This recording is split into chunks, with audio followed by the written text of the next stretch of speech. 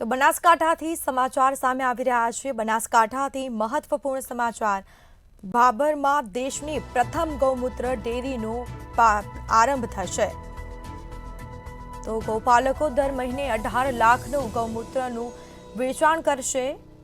Organic ખેતી માટે ગૌપાલકો માટે આ ડેરી ઉપયોગી બનશે।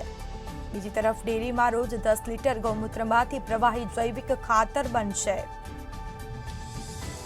તો ડેરીથી પશુપાલકો અને મજૂર વર્ગને પણ રોજગારીની તક મળશે।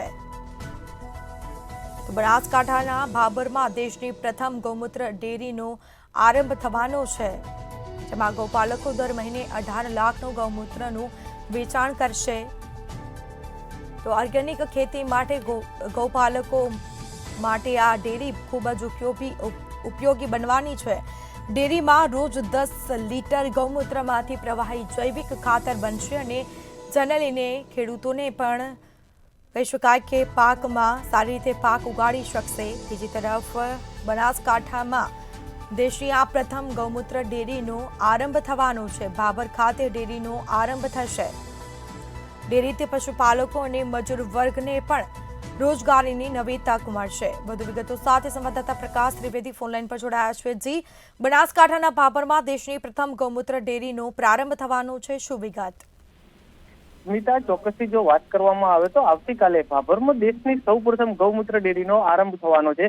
ભાભર વિસ્તારના જે ગૌપાલકો છે ને દર મહિને 18 લાખનું ગૌમૂત્રનું વેચાણ કરી અને કેટલીક આર્થિક આવક મેળવે એવી શક્યતા જોવાઈ રહી છે। ઓર્ગેનિક ખેતી માટે અને ગૌપાલકો માટે આ જે ડેરી છે ખરેખર પ્રેરણાનું સ્ત્રોત બનશે। ડેરીમાં દરરોજ 10 લીટર ગૌમૂત્ર માંથી પ્રવાહી જૈવિક ખાતર બનાવવામાં આવશે। ડેરીથી પશુપાલક અને મજૂર વર્ગને રોજગારીની પણ તક મળે એવી પૂરેપૂરી શક્યતા જોવાઈ રહી છે।